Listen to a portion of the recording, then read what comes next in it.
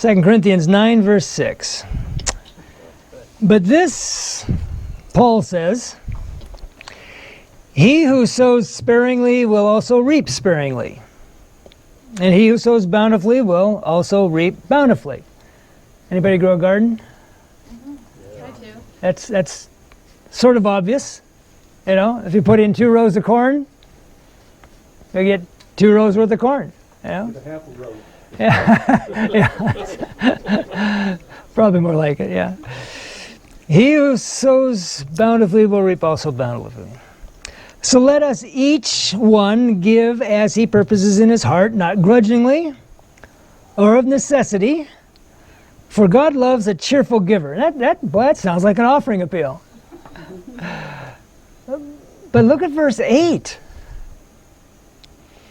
And God is able to make all grace abound toward you, that you, always having all sufficiency in all things, may have an abundance for every good work. That sounds a lot like a blank check. The only condition that is listed there is that you're doing something good with it.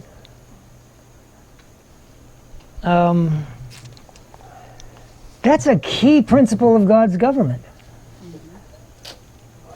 And I like the way Paul put it. I mean, there are other verses that say the same sort of thing in different ways.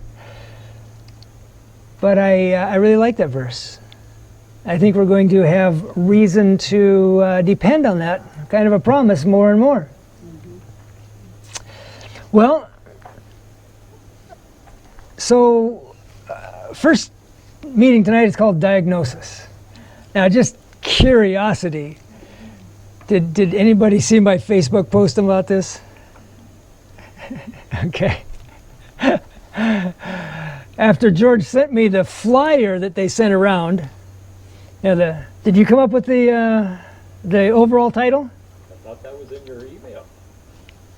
It might have been. I have to go back and look at my email. It might have been a transient piece of inspiration that I'd forgotten about already. I don't know. But anyhow, yeah. So I got this back from George. I was looking at that, and the overall title says, you know, it's not terminal if it's cured, and that's catchy. I like that. And then I looked at my titles, and I know I had deliberately gone with kind of a medical theming of the titles. And so I posted a thing on Facebook, said, "Dear Greenville." I chose the title. I thought somebody local came up with the overall title, but that might be my fault too. I don't know. But anyhow, I said, I just want you to know that I'm not dealing with emphysema or endometriosis or cancer or liver disease or ADHD or HBP or any other disease known to man. We're actually talking about the principles of God's government and the great controversy. So that's what we're going to do. But we'll be looking at the process of salvation, and we'll be looking at the great controversy, and that sounds like a sort of thing you might see and hear in a sermon. You know, that's not too unusual. But we're going to be looking at it in a rather broader context probably than we usually do. And I think that will bring in a few elements that may be new, at least maybe the way they fit together. That's not a bad thing, unless it's heresy. If it's heresy, then it's a bad thing, just pretty much by definition. Okay, so you'll definitely want to be here for every meeting to make sure there's no heresy. Okay, that's important, and I would appreciate your help with that. So we have the title Diagnosis up there, and the subtitle down at the bottom, the first thing to be done. Does that ring any bells with the Spirit Prophecy statement? I see some nodding heads. Okay. So let's get started here. In a discussion of physical illness, Ellen White gives us a piece of advice that really seems like it ought to be self-evident. It's amazing what we can not think of when we should, but she says, the first thing to be done is to ascertain the character of the sickness and then go to work intelligently to remove the cause. The character of the sickness. I've heard this referred to and abbreviated. The first thing to be done is to determine the cause. No, that's not what it says, actually. I don't think that's, too far off the deep end, but it doesn't say determine the cause. It says determine the character of the sickness and then go to work to intelligently remove the cause. We're going to use the same approach in dealing with the great controversy. One could call it the disease of sin. Ellen White uses that phrase. She often speaks of healing of sin. Well, the basic issues of the character of the disease and the cause of the disease deserve some careful consideration. And any good epidemiologist knows the importance of accurately assessing the index case, right? Anybody know what an index case is? Sometimes they're called patient zero. So yeah, the first one, yeah, that's typical. Zero means one, but whatever.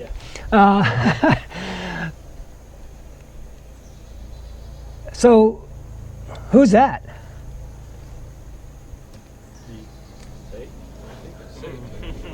You're probably familiar with this verse. Verses, I will ascend into heaven. I will exalt my throne above the stars of God. I will also sit on the mount of the congregation on the farthest sides of the north. I will ascend above the heights of the clouds. I will be like the Most High. Now, most of my life, I looked at that last phrase there, and mentally, I saw that as, number 4, number 5 in a list of claims and braggadocio. Lucifer says, I'm going to do this, and I'm going to do this, and I'm going to do that, and I'm going to be like the Most High. And I don't think it's wrong to take it that way. But I had a friend give me a little different twist on it. And I think it's just as valid and maybe more insightful. And that is, Lucifer's saying, I'm going to choose the best place, right? The farther sides of the north. I'm going to ascend above the clouds. I'm going to exalt my throne. And when I do those things, I'll be like God, because that's what he did.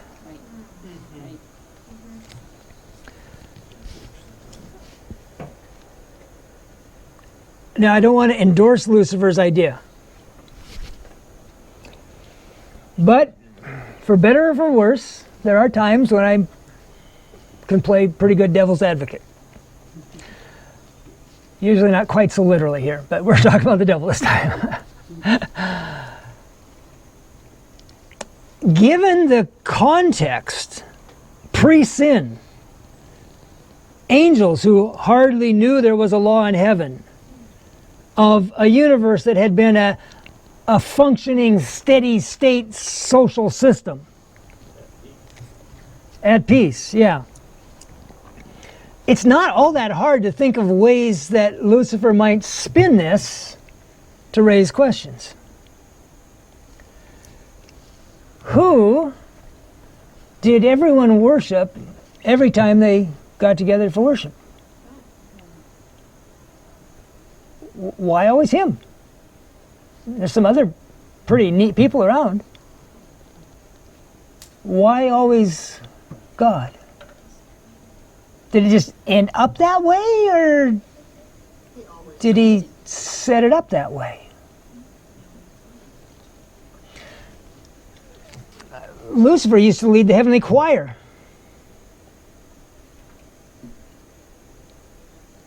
And all the songs were about God. Why?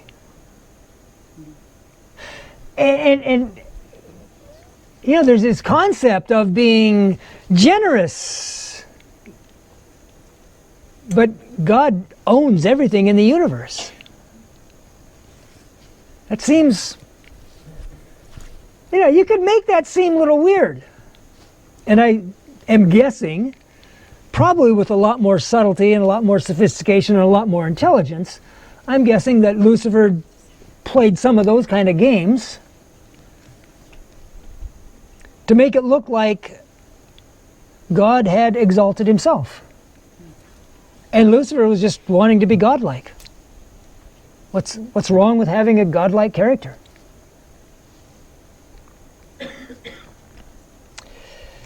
But before we go any further, I have to make a fairly nice distinction, a fairly fine distinction. We're looking at the character of the illness. We're going to want to remove the cause of the illness. But that word cause in English can have multiple definitions, and I want to rule out one of them, because we are not looking for, nor will we ever find, an explanation for the origin of sin. Okay? It is impossible to explain the origin of sin so as to give a reason for its existence. Sin is an intruder for whose presence no reason can be given. It is mysterious, unaccountable. To excuse it is to defend it. Could excuse for it be found or cause be shown for its existence, it would cease to be sin. So that leaves us with one great unanswered question, and that is the mystery of iniquity. Perfect universe, perfect angel, perfect heaven, perfect God. Where did sin come from? And you know what? We're never going to have an answer to that. And we're going to have to live with that. And that's a really interesting thing, because the entire structure of academia in our world today is built on the concept that if only we can gather enough information, we can understand everything. And surprise, surprise, here's one you can't, and you never will. And if you live forever, you'll be content forever without an answer to that question. And if you're not content forever without an answer to that question, you won't have to worry about it forever. Because you won't be there to worry about it. If we think we found a reason for Lucifer choosing to sin, we're wrong. But the origin of sin is not the same as the cause of specific sins. That's a very fine distinction. I think it's valid. I hope it becomes clear to you. You know, it sounds more confusing than it is. I think you'll see in a minute what I mean. But you know, your job is to watch for heresy. So, you know, stay on task. We're going to start with a look at the central issue in all of this whole debate.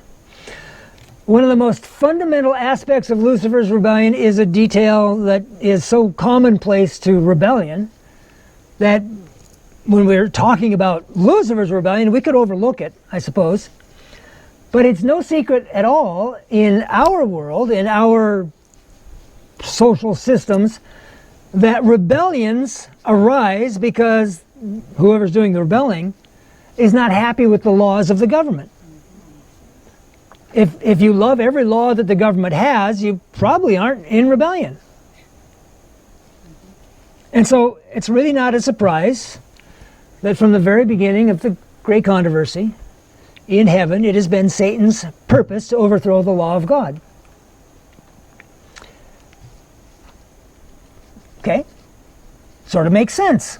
I like things that make sense. What was the law of God at that time? Remember, the angels hardly even knew it existed. God's law is unchangeable but it is adaptable. Are you aware of that?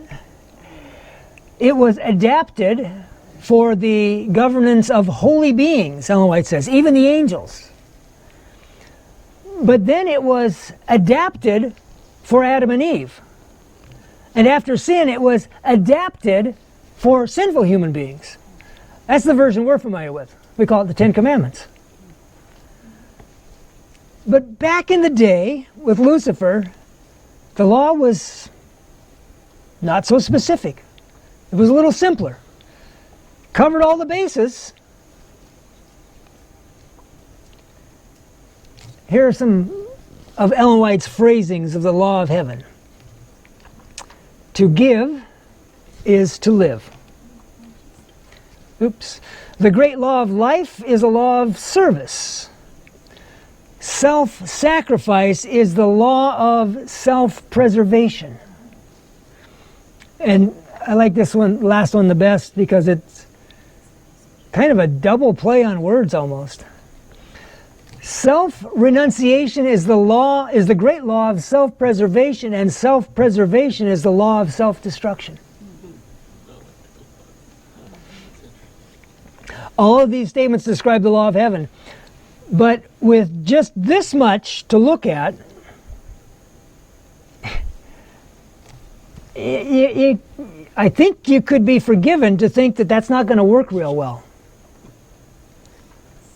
It's sort of like half of the deal. It's like a clothes dryer with no washer, say, or a car that has an engine but doesn't have brakes or something. You know, you kind of have to have the whole package deal sometimes. Common sense will tell you that if all you do is continually give, you'll eventually end up with nothing. Well, what's that do for you? Well, you can't give anymore when you end up with nothing, because you've got nothing. The balancing factor is that, the balancing factor is 2 Corinthians 9:8. God has promised to provide all His creatures with everything they need. But there's a catch. And there's our verse.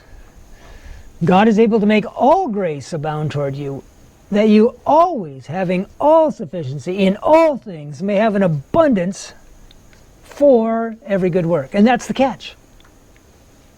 God says He'll provide everything you need as long as you use it for good works. In other words, helping someone else. Loving your neighbor as yourself. And that, right there, is what Lucifer didn't like. He did not like the law of heaven. And it's quite specific. Unselfishness, the principle of God's kingdom, is the principle that Satan hates. Its very existence he denies. From the beginning of the great controversy, he has endeavored to prove God's principles of actions to be selfish. To disprove Satan's claim is the work of Christ and all who bear His name. When you realize this central feature of the great controversy, a lot of things make a lot more sense. Why the temptation in the wilderness? You know, you're hungry. Turn the stone into bread. That was an action that would have benefited only Christ. And He didn't do that. He did not seek to benefit Himself. Now, there are things that He did that we should do that are a benefit to ourselves, but as long as we hold it in the context of serving others, we all eat, right? I'm guessing. That's good. God has given us food. Some of it's really, really tasty. Then there's a few other things. But, you know, it's food. It's calories at the very least, vitamins, minerals, stuff like that. We need that. That's for our good. But if we ate solely for ourselves, I'm sure somehow it would backfire. We eat so we can be of service. And Lucifer said that nobody does that. God himself doesn't even do that. He exalted himself. That's all I want to do. It's not a big thing. And so all the way up to the crucifixion, Satan's goal was to make the event so onerous, so dreadful, so, I don't know, what's the best adjective I could use there? Just get Jesus to do something to help himself. And Jesus was fully aware that he could. You know, I can call 12 legions of angels. But who's that going to help? Is that going to help people? Really? How's that going to help people? That's not going to help people. I don't think I'll do that. Anything to serve only himself. And Jesus didn't. And Lucifer still denies the existence of unselfishness. Says there's no such thing.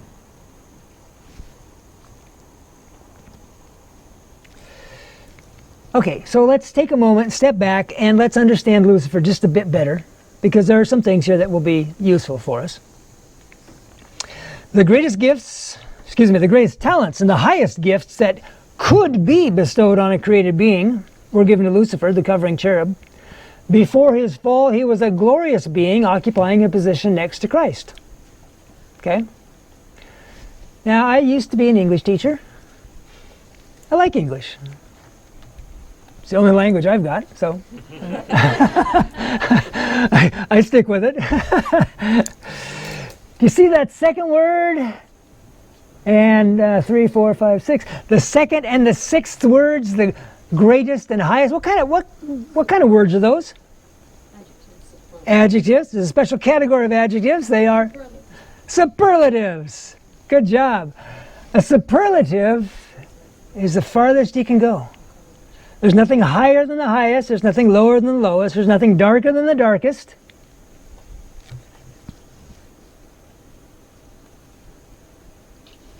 Lucifer got a good package. There was nothing greater than what Lucifer got. There was nothing higher than what Lucifer got.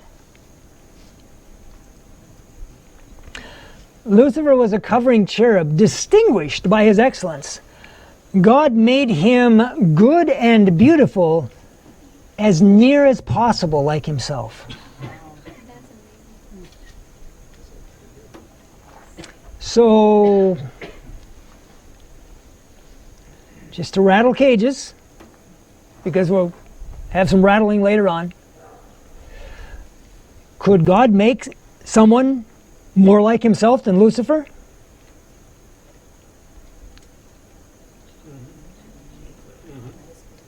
According to the statement? As near as possible. From that statement alone, to create someone, to make him good and beautiful, more like God than Lucifer was like God, it's not possible. Lucifer could not create, but God gave us the ability to have children. Yeah. Jesus wasn't created. I have long heard that procreation argument for the uniqueness of human beings, and certainly I think that is true of angels. I wonder about the other worlds. I don't know. It seems like there's a whole lot of kitty cats and bunny rabbits and mice that procreate down here, so I don't know how unique that makes us. But maybe in the universe this is the only planet where that happens. I don't know. It is a very interesting thought, though. But God could not make, this is my rewording, I think it's valid just from the plain reading of the text, God could not make someone more like himself than Lucifer was. So the first thing to note is that Lucifer was made good. He was created with these greatest talents and highest gifts. All of that was given to him, apparently, from the moment he came into existence. That's not a bad way to start your life. But Lucifer chose to sin. We will never know why he did that. If we had a reason, there'd be a reason, right? What we do know is that this happened about the same time as God was getting ready to create our planet. Now, I will confess total ignorance of the time frame of heaven. There are a number of really fascinating statements in this regard. One of them says that God bore long with Lucifer. Well, what's a long time in heaven? Who knows? Yeah, who knows? I mean, 2 weeks? A few thousand years? I don't know. I haven't got a clue. So when I say this happened about the same time as God was getting ready, it means they're close enough. There's a functional interrelationship. I can't tell you whether it was 100 years or... I can't tell you. But I can tell you this. When God said to his Son, "Let us make man in our image," Satan was jealous of Jesus. He wished to be consulted concerning the formation of man, and because he was not, he was filled with envy, jealousy, and hatred. Lucifer was the highest of all the created beings. He was in the high council of heaven, but not on this job. And that bothered him. Why did that bother him? Had he been in on every other planet? What's going on? Satan hates mankind because they are the workmanship of God. He opposed the creation of man. Okay, well, but what part of the universe is not the workmanship of God? Does he hate everybody else for the same reason? It kind of doesn't feel that way. But we're made in God's likeness, and so we were closer. Yeah. Now, in English, you've got grammar rules and syntax rules and all that sort of thing, but we've also what we call usage, just the way we use things. Look at that last sentence. What would you deduce from that last sentence about the time frame? It's a matter of usage, not grammar. Specifically, when did this happen?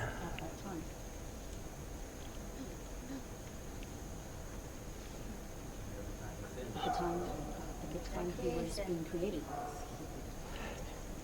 At creation? Right. We're in the planning stages. It's not the strongest usage case that could ever be made, but opposed implies before the action. If it was after, we'd be more likely to say criticized.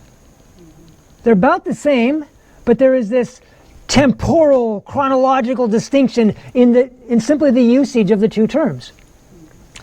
I look at that and I think, he was objecting before it was ever done.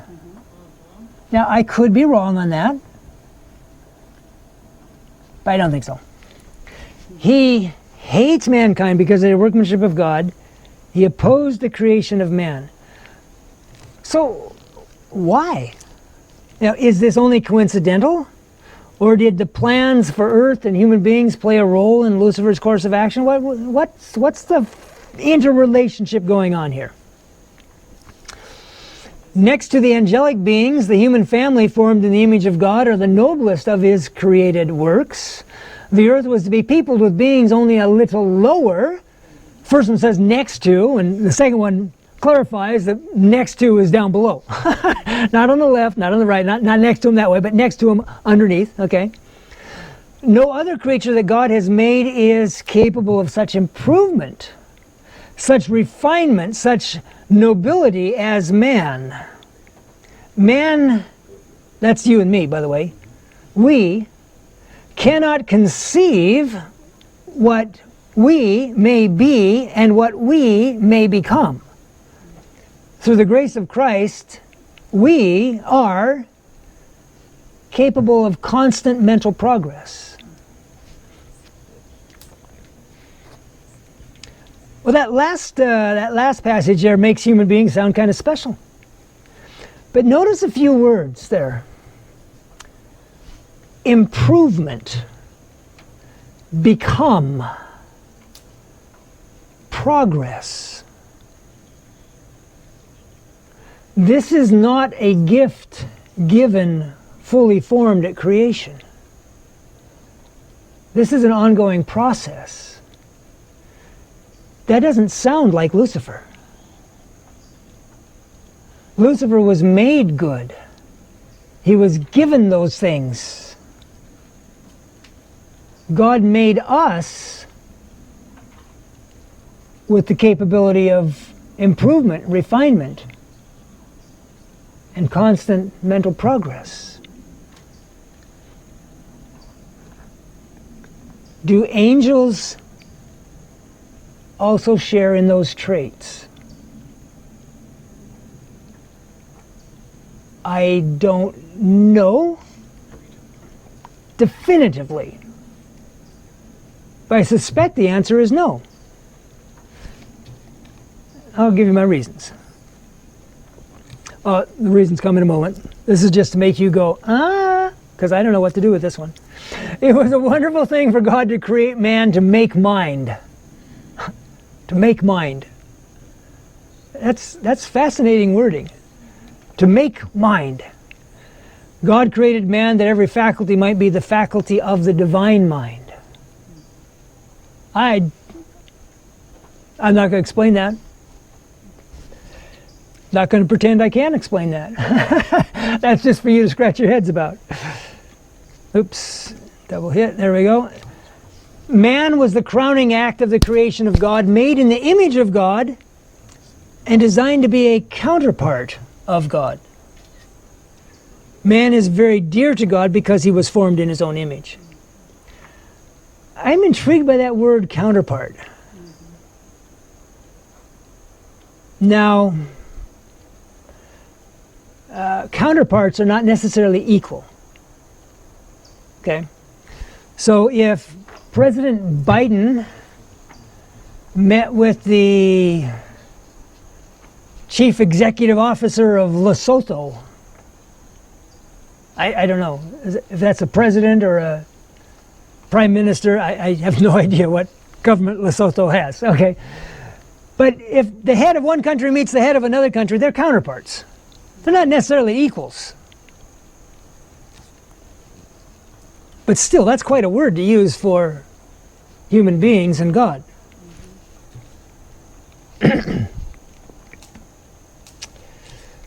God would place man upon probation to test his loyalty before he could be rendered eternally secure. If he endured the test wherewith God saw fit to prove him, he should eventually be equal with the angels. Equal. Well, that's a new idea. I hadn't seen that word before. And notice, that's something that was to happen eventually. That's a process. Okay? A few more statements.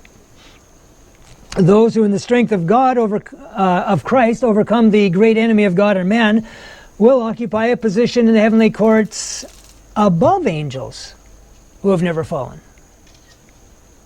Above? What happened to a little lower then? The work of redemption involved consequences of which it is difficult for man to have any conception.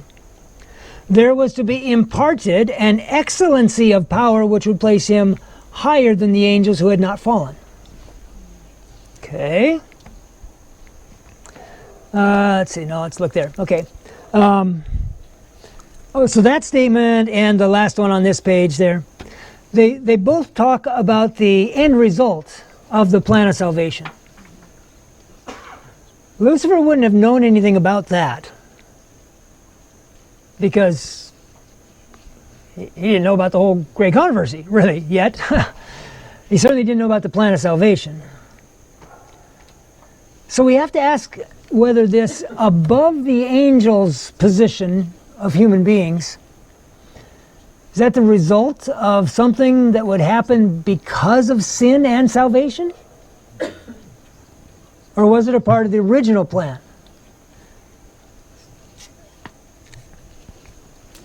It's a little icky because nobody wants to say, oh yeah, some good came out of sin. Let's keep looking. A few more details about Lucifer. God was a light so effulgent that Lucifer occupied the position of covering cherubs that the universe could at all times look upon his glory. Okay, all of those who know what effulgent means, raise your hands. That's a genuine 25-cent word right there. It means really, really bright. That's all it means. God was a light so bright that he needed a covering cherub so that the universe could at all times look upon his glory. Look upon it, but not see it all, type of thing. That's what this one sounds like.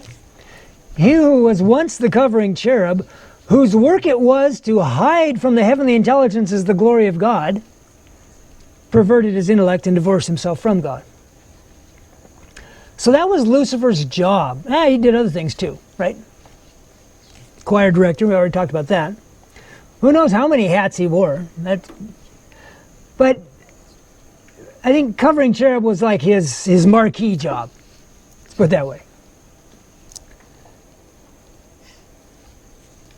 But notice this statement. Adam and Eve were granted communion with their Maker with no obscuring veil between. What was going to happen to Lucifer's job if that idea ever caught on? And this communion that she's speaking of here on Patriarchs and Prophets, page 50, was definitely a part of the original plan. This is before sin.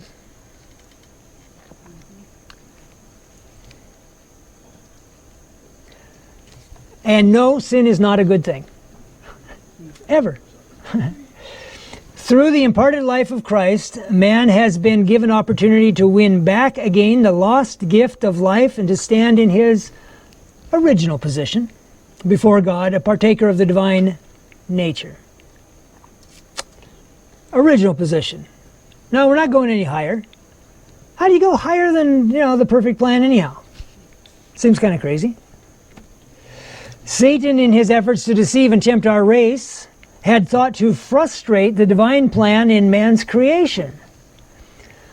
But Christ now asks, this is Great Controversy 483, so end of time, right? Christ now asks that this plan be carried into effect as if man had never fallen. This is not the result of falling and being saved.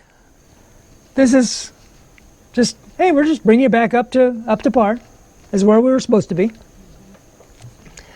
He asks for his people not only pardon and justification, full and complete, but a share in his glory and a seat upon his throne. Remember Lucifer had a thing about thrones? I don't think there was ever a plan for the covering cherub to share the throne of God. But there was for us. It's just part of the original plan. Nothing new. Same old, same old. Same old, sitting on the throne of the universe. Nothing big here.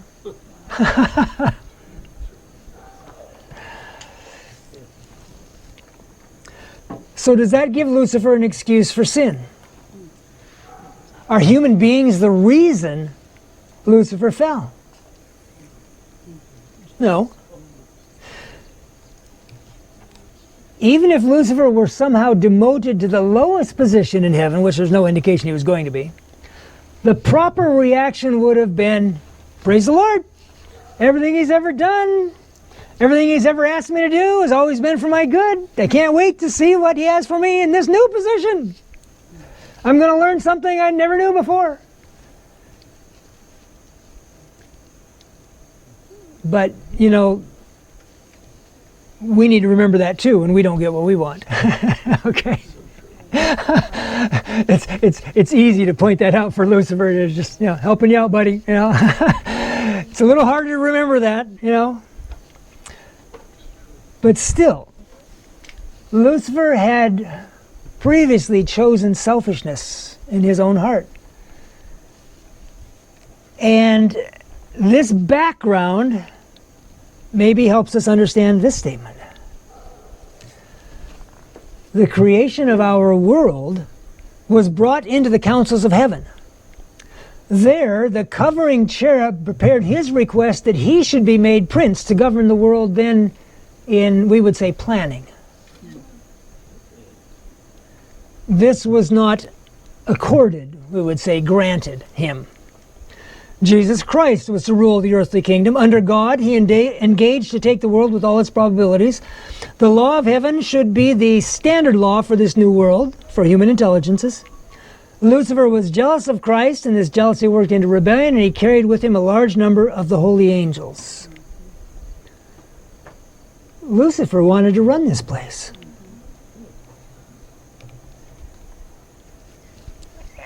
I don't know which order it came in. Did he say, please put me in charge down there?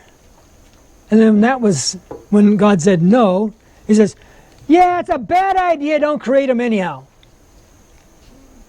Could have been. Sounds kind of sour grapes. Maybe it was the other way. God, that plan you've got there, it's not a great plan. Oh, you're going to do it anyhow? Okay. Well, if you're going to do it, at least let me help you out. You're going to have somebody keep things under control. I don't know. But he wanted to be the ruler of earth. Okay.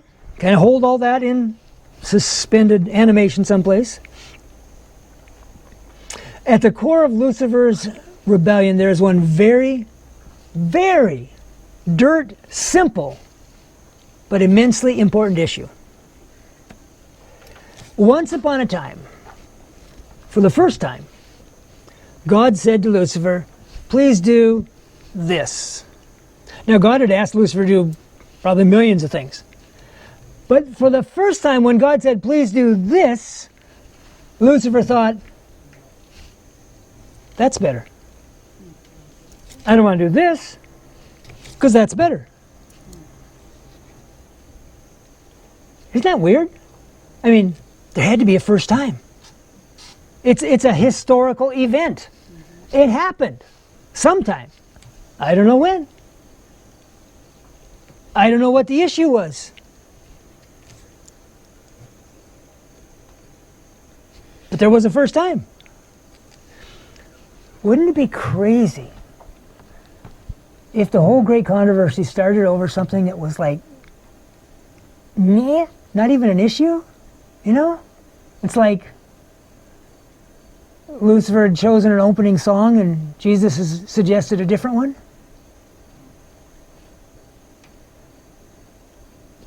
You know, we might laugh, but a few pieces of fruit didn't look like a big deal either. And look where that got us. I have no idea. Don't have the details, but there was a first time. And Lucifer thought, no, God's plan is not the best plan. Over here's the best plan. In order to get to that point, one of two things had to have already happened.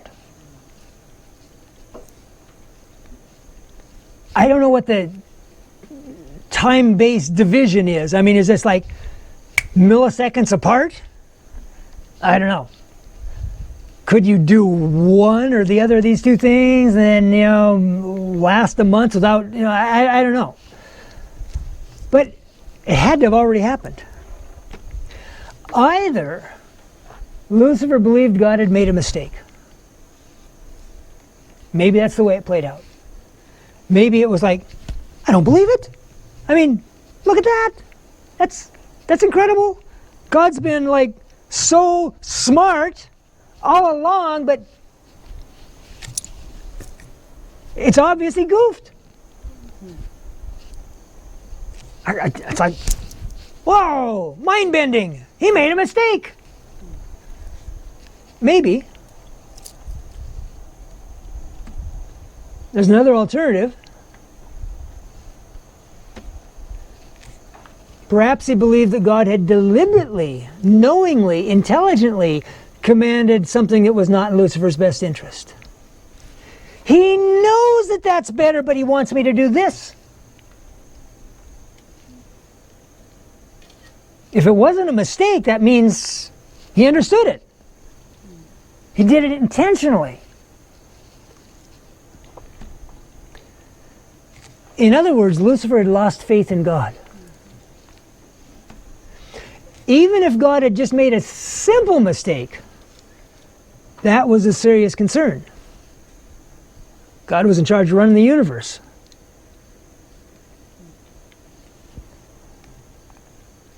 That's not a good place for making mistakes. Who could trust his wisdom if it had been proven false or faulty?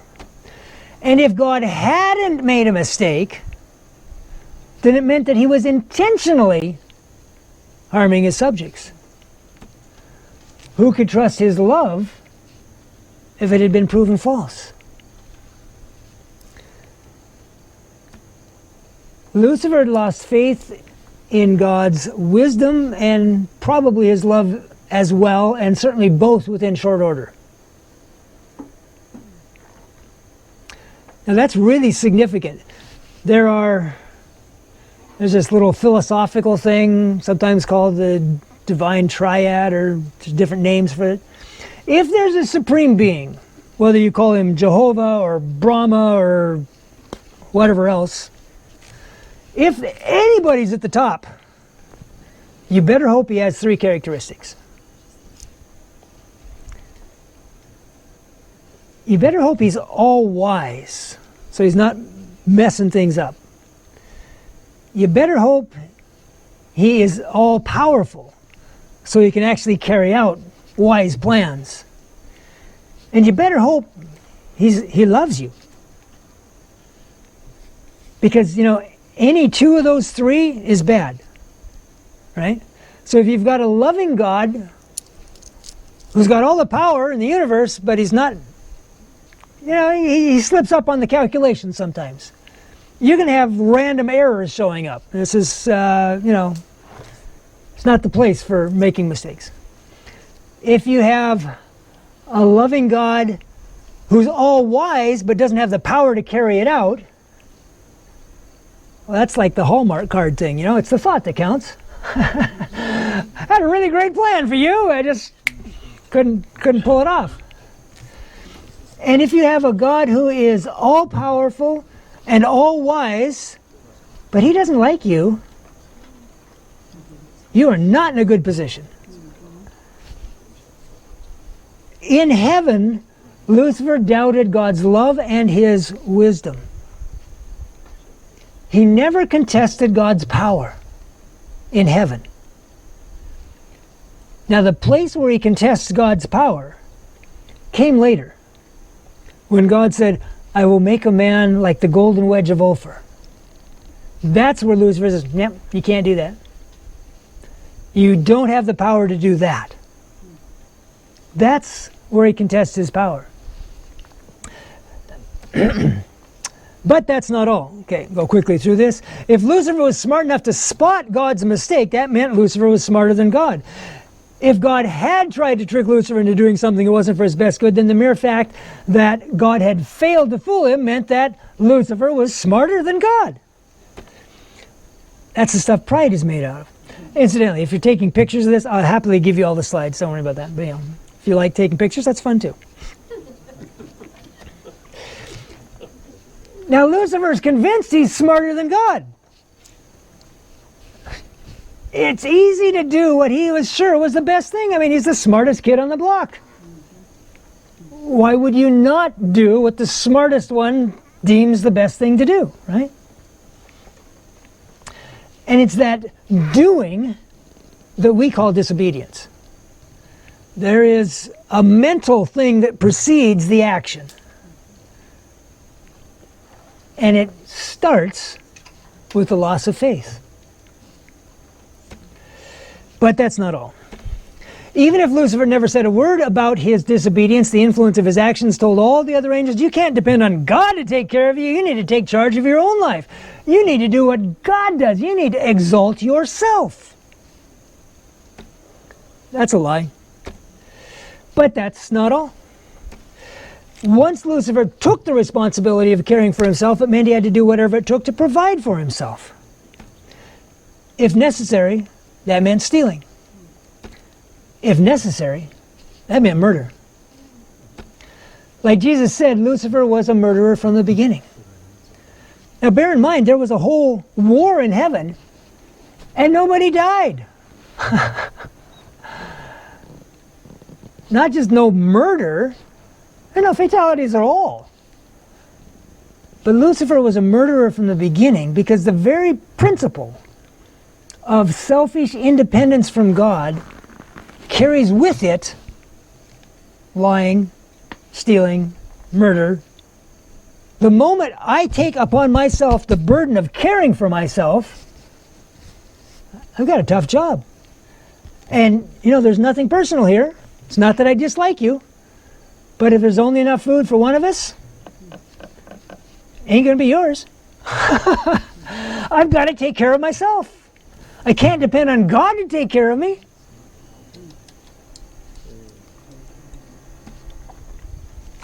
Quick review.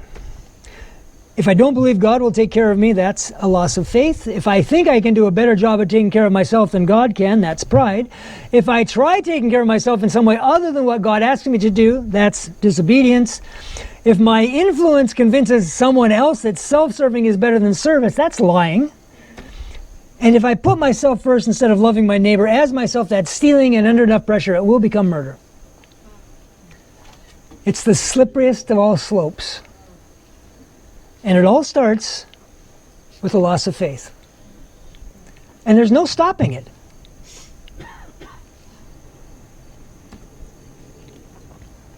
So, diagnosis. The whole point of a diagnosis is carefully noting the specific characteristics of the case in order to identify the disease and determine appropriate treatment. So let's start with this. Faith is a very simple matter. It is confidence in God. I like that. I like simple.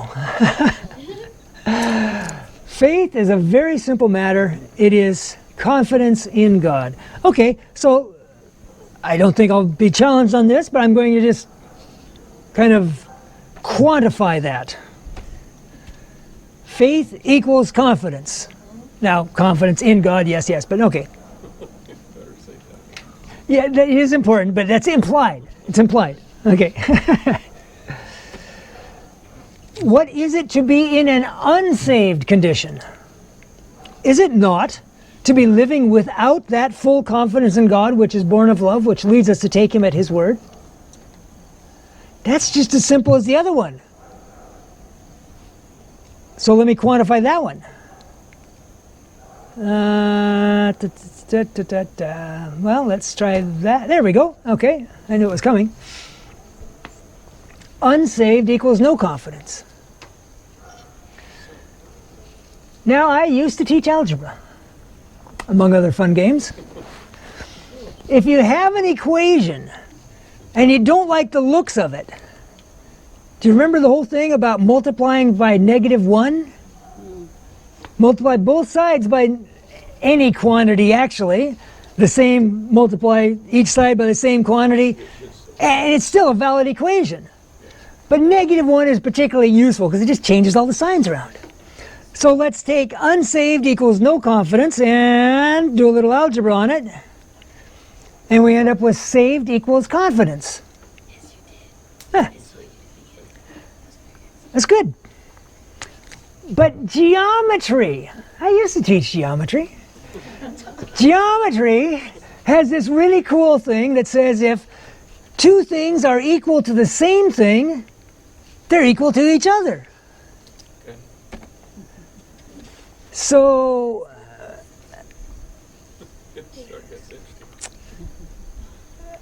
if faith equals confidence and saved equals confidence, faith equals saved. Tracking with me?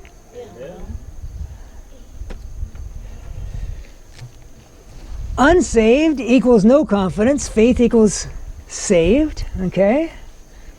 From these two primary points, supported by everything else we've just been looking at about Lucifer and all, I have a diagnosis. You might think this is just a good illustration, a sort of a metaphorical expression of truth. That's fine. I probably mean it more literally than you're ready to think of it. You don't have to think of it that way. That's fine. I've still got 4 more meetings, so I can play with your brain later. So here's my diagnosis. Sin is a deficiency disease.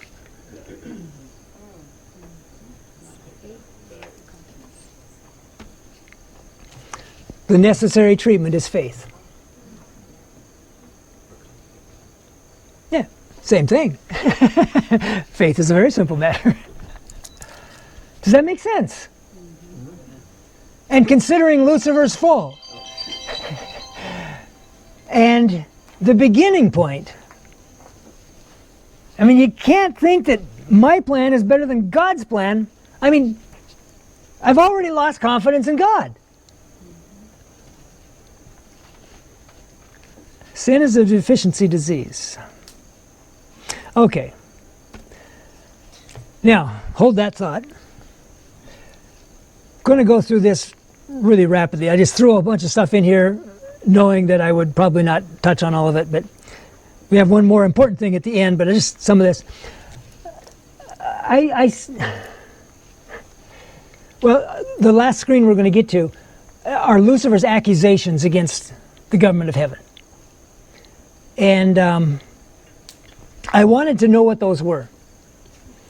So this was back about 2000 or so. And have you worked with the Ellen White, you probably are all sophisticated and work with the app. I still work with the old-fashioned, old-school one on my computer. I like it better in some ways. It gives you a little, I think, I've never played with the app enough to determine this, but I like the Boolean logic you can construct for the searches with the old system. And so I wanted to know every accusation that Lucifer had against the government of heaven. So I put together this big, huge, long search with any of these things, plus any of these things, plus any of these things, trying to capture. And the search worked perfectly. It came up with, I don't know, it was like 147,000 paragraphs. Took me a year. I went through them all. Admittedly, I skimmed a little bit now and then, but I went through all of them. Because I wanted to know, what are we arguing about? Anybody ever raise kids? Got a couple of kids scrapping about something, what's the first thing you ask them? What are you guys arguing about? I wanted to know what we were arguing about. Because I've seen some arguments. I also used to teach history, You ever hear of the 100 Years' War?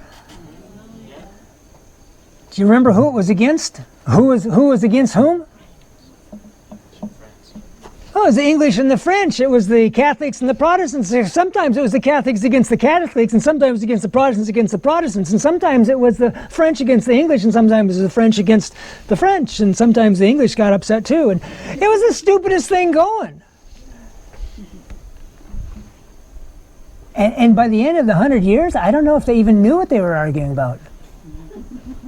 And they were just killing each other out of habit, I think. I know, it's just crazy. And so I wanted to know, what are we arguing about? And so I put that together, and it was through the reading of that, 147,000 paragraphs, that I became more aware of Lucifer's role in heaven as the leader of the rebellion. So this is just my listing. You could make your own list. It would probably be worded a little bit differently, but the general ideas are all there. How did he go about this? Well, he exploited his position and the trust the angels had in him as long as possible. Now, bear in mind, there's a good reason for being familiar with the ideas on this list. It's not so you can use them. Okay? In all my life, I've only ever had to pay for one library book that I lost. I don't remember. It was like half my life savings when I was a kid. And I was really annoyed because I hadn't even read the book yet. I still remember the book. How to Lie with Statistics. I was looking forward to reading that, and I lost it, and I had to pay for it. I think that may explain some of my, bad decisions later on in life, because I didn't realize how they were lying to me.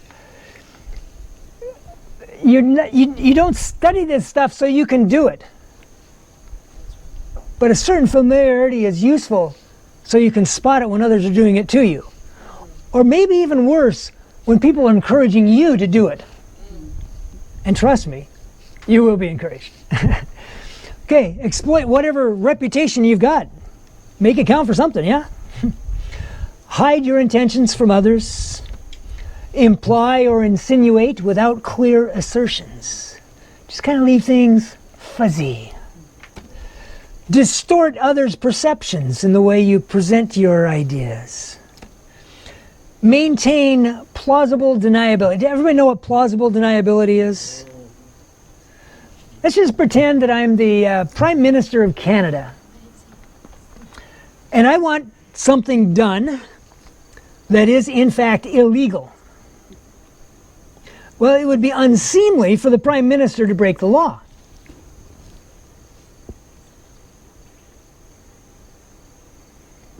But I really want it done anyhow.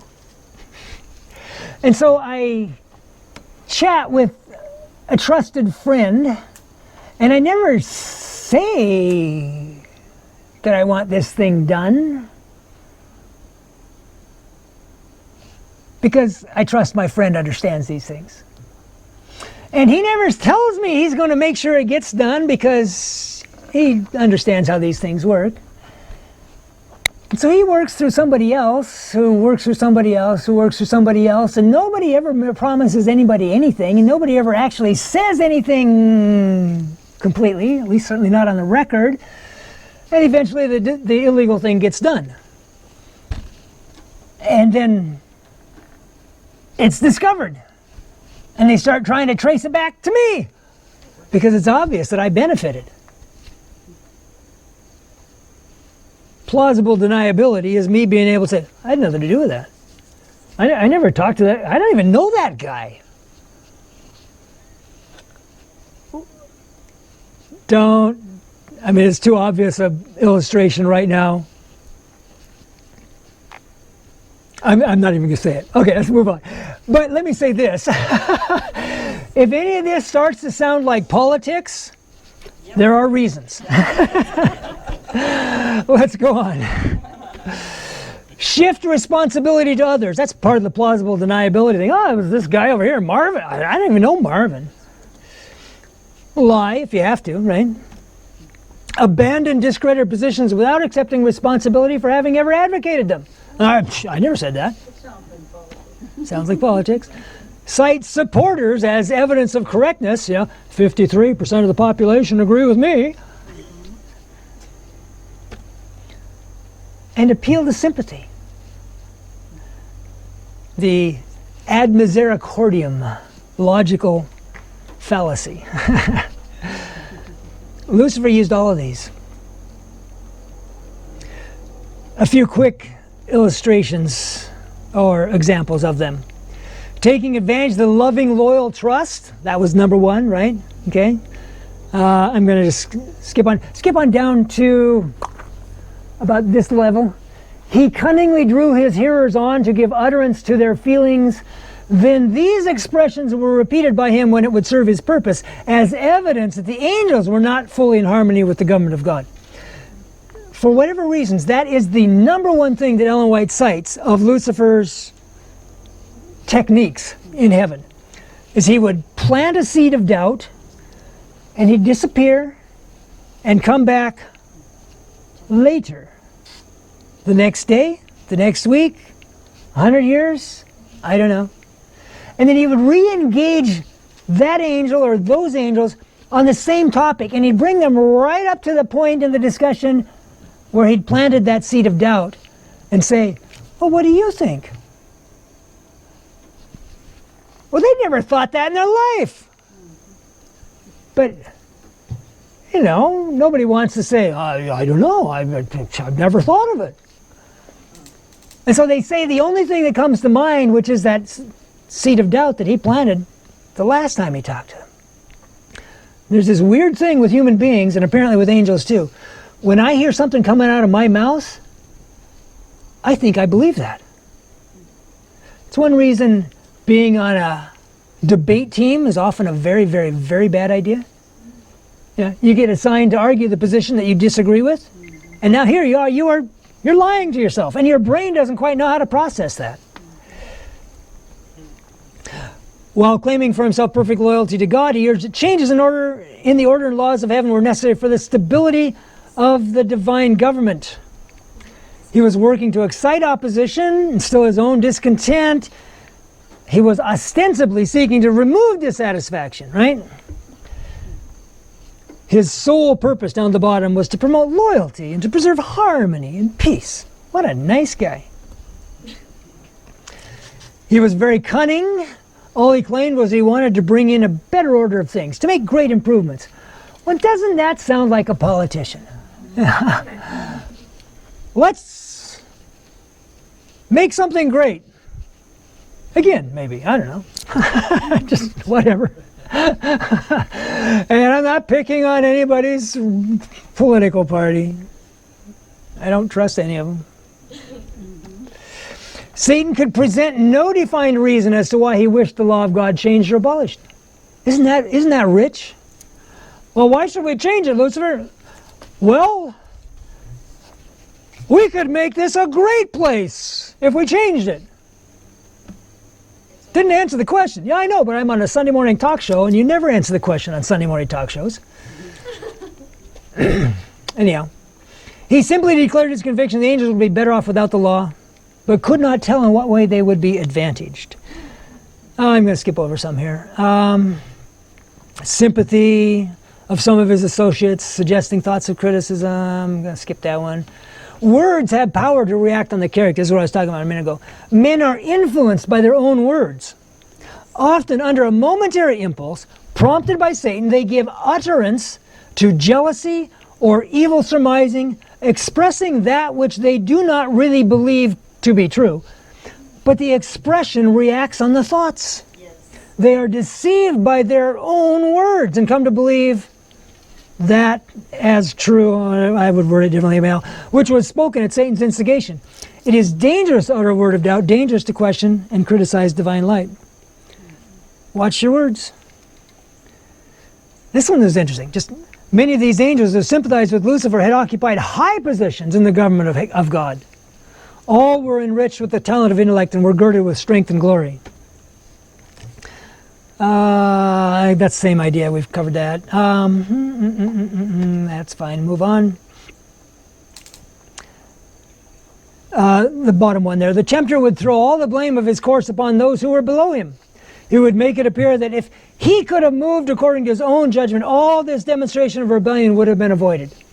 If you just would have let me handle it, God, that we don't, there's no need for all this fuss. Yeah, covered that. Let's go on. Satan was artful in presenting his side of the equation. As soon as he found that one position was seen in its true character, he changed it for another. Does that sound like anybody on the news?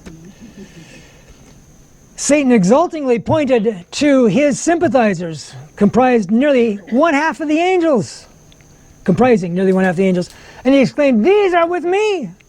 Will you expel these also and make such a void in heaven?" When it was announced that with all his sympathizers he must be expelled from the abodes of bliss, I think Satan was shocked. Satan and his hosts threw the blame of their rebellion wholly upon Christ, declaring if they had not been reproved, they would never have rebelled. Don't play word games with an English teacher. That's stupid. You were reproved because you rebelled. I don't think he ever expected the answer to be yes. Will you expel all these? I think he really expected God to say, "Oh, look at that. That's quite a bunch of angels." Okay, maybe we better talk.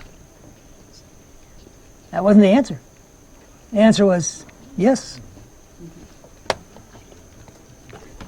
Lucifer cast the cause of his defection upon Jesus Christ and upon God. If they had not so firmly resisted his plans, he said, he would not have gone on doing as he did. If you hadn't tried to push back on the front end of the car, it wouldn't have kept rolling downhill.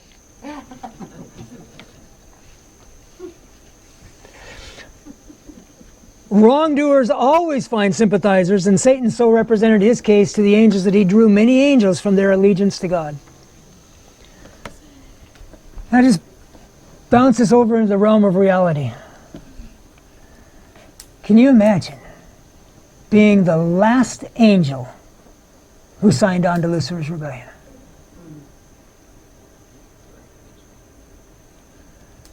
There's one of them out there someplace. The last guy.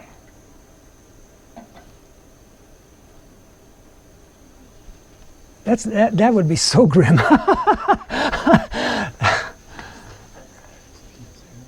Can you imagine having been inclined to join the rebellion and then somehow someone kind of held you back? We have an idea, which I cling to hopefully. And I can tell you where it comes from. In one case, Ellen White says that nearly half of the angels sided with Lucifer. But then Revelation says he got a third of them. And so if we go from 33% to 49%, it's possible that 16% of the angels were on Lucifer's side and then came back. I haven't found any evidence of that. I honestly suspect that when she said nearly one half, she meant 1/3. Yeah, 1/3 is almost two halves, or 2/4, right? That's my guess. I may be wrong, but I spent like 2 days looking for any evidence, any even hint that there was an angel who was on Lucifer's side who then came back. All I can say is I haven't found it. I haven't found a statement that rules it out, but I haven't found it. But let's hope that there were. Could you imagine if you were that number 49% guy? The last one to say, Lucifer, I don't think so. It comes down to this. Do I trust you or do I trust God? That's what it comes down to. It always comes down to faith. Because sin is a deficiency disease. Okay. When we look at Satan's arguments like this, I'm reading it straight out of the Spirit of Prophecy, right? I really think Ellen White had to dumb it down for us a whole bunch, or we probably would have gotten deceived by Lucifer's arguments. Okay. when you read this, he says, where was it? Oh, yeah. If he had not so firmly resisted his plans, he would not have gone. I mean, that sounds stupid. Lucifer's not stupid. I'm thinking that was dumbed down so that I wouldn't lose my way. Lucifer is not the guy that you want to argue against. Check this out. It is impossible for man to measure the ingenuity shown by Satan in deceiving human minds. You're not up to the task. Here's an example.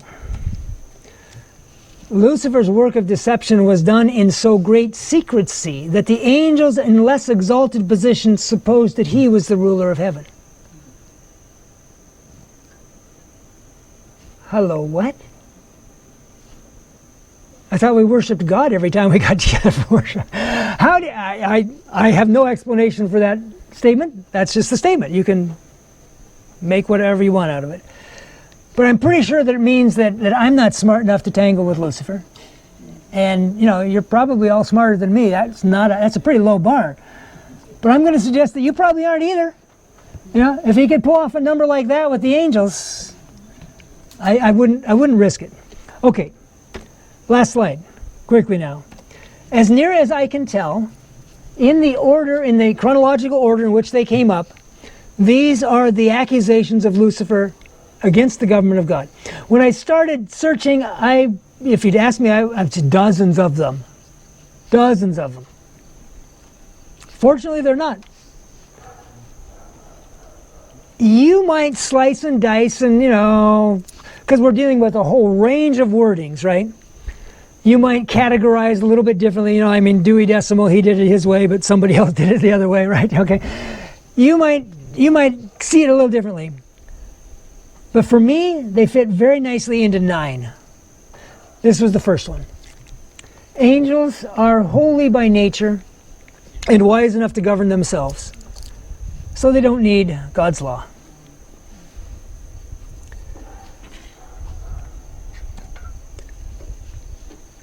Now, just a little more background. Lucifer began to spread that idea. And as soon or in response to that idea, that's when God said, okay, assembly hall, everybody get together. This is my son.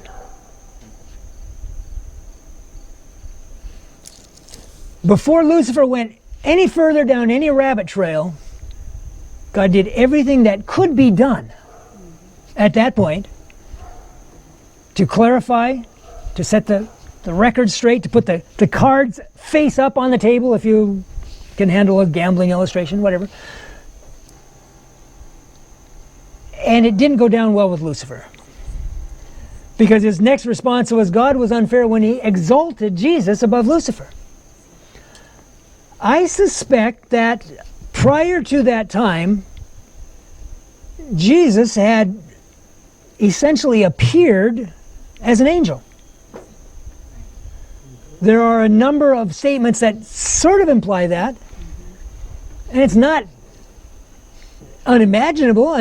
For 30 some odd years he appeared as a man. I think that was more of an irreversible thing, perhaps. I don't know the arrangements of any of this, but Lucifer felt he could make a case that Jesus was exalted above him, which implies that they were at least kind of equal. I think it might have looked that way. Number 3, the plan to create human beings was a mistake. It comes up fairly early on in the process. God is selfish, unforgiving, and revengeful. God's law is defective and needs to be changed. It's interesting because Ellen White says from the very beginning that's what Lucifer was after, was the law, but he hid it until he got down to number 5 before he openly addressed it. Number 6, now there weren't human beings on scene at the time, so I included us. Neither angels nor human beings can obey God's law. He said nobody can keep God's law. Now, you can kind of read between the lines, which is, admittedly a little speculative, a little dicey, so don't take this as gospel, but okay, angels are holy by nature. You can make a case for that, right? I mean, we've been around for a few thousand years. You learn something from experience, We've got this. Thank you. It was good, but we're good now. You can kind of see that, okay? Maybe you could even see the exaltation thing if you just assume that Jesus was an angel or something, whatever. Human beings, the vast majority of angels had no idea about human beings. They weren't in on the council at all. They didn't know anything of the design specs for the human beings. God is selfish. Well, we already talked about some of those things, God says we all ought to share, but he owns everything in the universe, maybe, whatever. But at some point, I like to think that the angels would have said, Lucifer, do you have any policy statements? I mean, so far this is all ad hominem attacked. He's a bad guy. He's a bad guy. He's a bad guy. Come on, Lucifer. Number 5, the law. Let's get down to brass tacks. This is policy now. We're talking governance. The law is defective. And I just, in my mind, I hear the angels saying, wow, what's wrong with it? Hardly even knew there was one, for starters, and I hadn't spotted any problems. What's wrong with the law? Number 6, well, nobody can keep it. But Lucifer, it's like we've been keeping God's law for forever? And a little speculation, it fits, but Ellen White doesn't lay it out as much as I'm going to give you my perspective on it.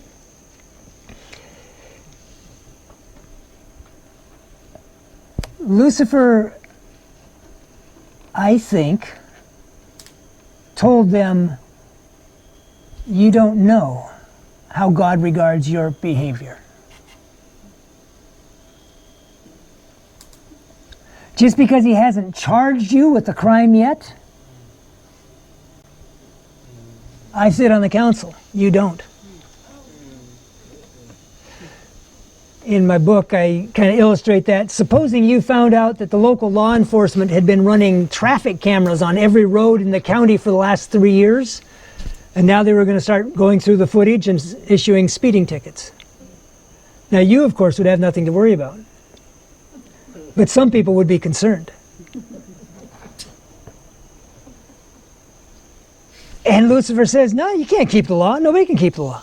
What do you mean we can't keep the law? God was not silent through this process. He was saying, no, no, no, no. He was responding. When it came to the law, God's law is defective, God said, it is not defective, the law is perfect, it's holy, it's immutable, it's unchangeable, it's eternal.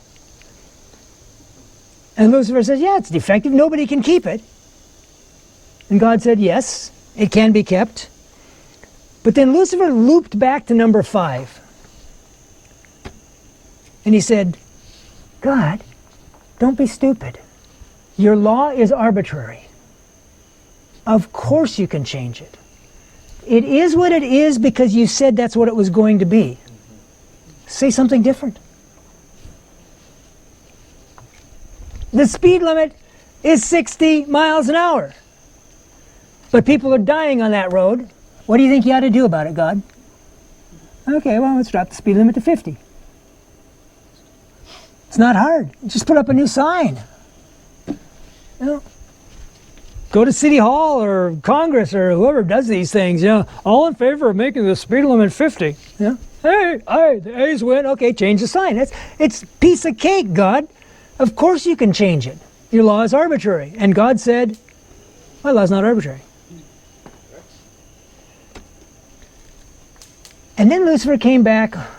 I'm no boxing fan nor aficionado, but I looked it up. Google's good for things like this. And apparently there's this near mythical left jab, right cross combination, right? Okay? So you go like this with the left hand, and the guy spins his head, And he's swinging his head right into your right fist coming in the other side, right? Left jab, right cross. I don't know. I'm not sure if that's a cross or a hook. I couldn't really tell you diddly about boxing. But anyhow, 7 and 8 go together. Because God said, my law is not arbitrary. It cannot be changed. And Lucifer said, oh, that means you can't forgive anyone? Is that what that means, God? Because if you can't change your law, you can't forgive anybody.